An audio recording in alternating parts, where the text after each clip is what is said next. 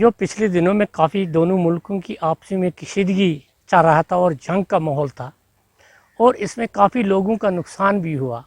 Shelling से हुआ, कुछ हमारे जो ड्रोन आ रहे थे वो भी मुख्तलिफ शहरों में फेंके गए, जिसमें उनको टेस्ट किया गया, हिंदुस्तान की तरह से ख़त्म किए गए। पाकिस्तान, ये शब्द सुनकर आपके दिमाग में सबसे पहले क्या आता है? यही ना, एक ऐसा देश जहां 2 वक्त की रोटी के लिए लोग मोहताज हैं, जहां आटा AK-47 के पहरे में रखा जाता है, जहां की जनता अपने हुक्मरानों को चोर कहकर बुलाती है, जहां के लोग अपनी सरकार और सेना तक को पसंद नहीं करते हैं, और जहां देश को तोड़कर सालों से चली आ रही प्रताड़ना के खिलाफ आजाद होने का संघर्ष रोजाना तेज हो रहा है। इस सब के अलावा पाकिस्तान की एक और पहचान है, वो है आतंकवाद को पालने की, और इसी पहचान की बदौलत पाकिस्तान आज दुनिया से अलग थलग पड़ता हुआ नजर आ रहा है। भारत के खिलाफ अपने आतंक का इस्तेमाल कर उसने कई बार यहाँ लोगों को परेशान किया, लेकिन इस बार के पलटवार से पाकिस्तान हिला हुआ है। शहबाज शरीफ हो या असीम मुनीर, भारत के एक्शन को देखकर हाफ रहे हैं। हमारी लड़ाई आतंकवाद और आतंकवादियों के खिलाफ थी, इसलिए 7 मई को हमने केवल आतंकवादी ठिकानों पर ही हमला किया था।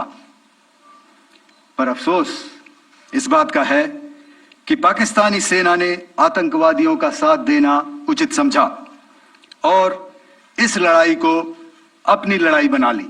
बॉर्डर पर अब भले ही शांति हो, दोनों तरफ से सीज फायर के ऐलान के बाद संयम बरता जा रहा हो, लेकिन पाकिस्तान आस्तीन का वो सांप है जिस पर भरोसा तो बिल्कुल नहीं किया जा सकता। लेकिन अब सबके मन में सवाल ये है कि आखिर भारत पाक के बीच सीज फायर होने की अंदर की कहानी क्या है?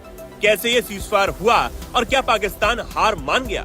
सब सवालों के जवाब ढूंढने की कोशिश करते हैं इस वीडियो में। भारत पाकिस्तान के बीच जो सीज फायर हुआ उसका श्रेय अमेरिका फिलहाल लेने में लगा हुआ है। उधर पाकिस्तान ये दावा करने में लगा है कि उनके ड्रोन दिल्ली तक पहुंचे तो भारत ने युद्ध विराम की मांग की थी। मतलब गजब है।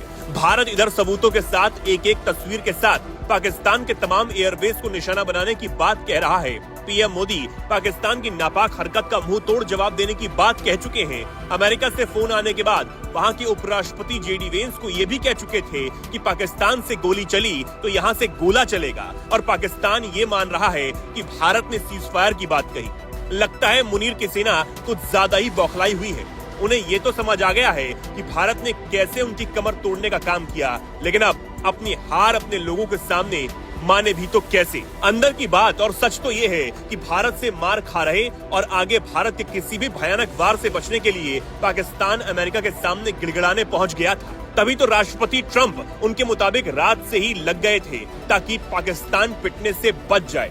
हालांकि ये तो साफ है कि भारत ने कभी सीज फायर के बारे में कहा ही नहीं, और अगर सीज फायर के लिए माना है तो अपनी शर्तों पर। चाहे वो उड़ी का एरिया था, चाहे वो बारामूला का था, या कुपवाड़ा साइड था, या ट्रैबोनिया था, या लगामा, उड़ी और गरकोट था, इसमें भी काफ़ी ततासम हुआ और वहाँ से लोग निकलकर मुख्तलिफ सिटी में आए, नीचे आए, शहरों में आए। तो कहने का मतलब है कि दोनों मुल्कों को मैं खासकर दोनों मुल्कों से अपील करता हूं कि आज उन्होंने इस माहौल को ख़त्म किया है, और मैं खासकर अमेरिका के सदर का भी वेलकम किया जिन्होंने दोनों मुल्कों पर जोर डाला और जंग बंदी को बंद किया। ताकि अगर जंग होता तो ऑलरेडी लगता था कि पाकिस्तान के जो कुछ इलाके थे वो अपने अलग शहर से अलग हो जाते और मुख्तलिफ टुकड़ों में तकसीम हो जाता है वो कंट्री। पाकिस्तान अपनी मार खाने वाली बात तो कबूलेगा नहीं, लेकिन पाकिस्तान ही अमेरिका के सामने जाकर गिड़गिड़ाया है। इसका अब एक और सबूत देखिए। ये पोस्ट पाकिस्तान के पपेट प्रधानमंत्री शहबाज ने अपने सोशल मीडिया पर किया। पहला पोस्ट 10 मई का है, जब ट्रंप ने सीज फायर के लिए दोनों देशों को मनाने का दावा किया। तो शहबाज ने इस पोस्ट के जरिए अपने देश की पिटाई रुकवाने के लिए ट्रंप का शुक्रिया अदा किया। लेकिन पाकिस्तान ने अपनी औकात फिर दिखाई और 3 घंटे के अंदर ही सीज फायर का उल्लंघन कर दिया। लेकिन इसके बाद जब भारत ने पलटवार करना शुरू किया तो पाकिस्तान को एक बार फिर समझ आ गया कि उसने गलती कर दी। उसे लगा सीज फायर के ऐलान के बाद भारतीय सेना तैयार नहीं होगी, लेकिन उसका ये भ्रम भी टूट गया। फिर अगले दिन शहबाज ने एक और पोस्ट किया, वही शुक्रिया कहने के लिए। अब इन दोनों पोस्ट से पता चल गया कि कौन भागा भागा अमेरिका के पास पिटाई रुकवाने की गुहार लेकर पहुंचा। इससे पाकिस्तान की बची कुची पोल भी दुनिया के सामने खुल गई। रही बात पाकिस्तान के हार मान लेने की, तो ये पाकिस्तान हारा तो हमेशा से ही हुआ है। ना तो ये अपने देश के लिए मर जाने वाले सैनिकों की लाशों को अपना मानता है, ना ही जितनी मर्जी हुई पिटाई को कबूलता है। लेकिन एक बात तो साफ है कि पाकिस्तान ने अपना आतंकवाद अब नहीं खत्म किया या भारत के खिलाफ फिर कोई नई साजिश रची, तो अब उसे पिटाई से कोई बचाने वाला नहीं होगा, क्योंकि ऑपरेशन सिंदूर अभी रुका नहीं है।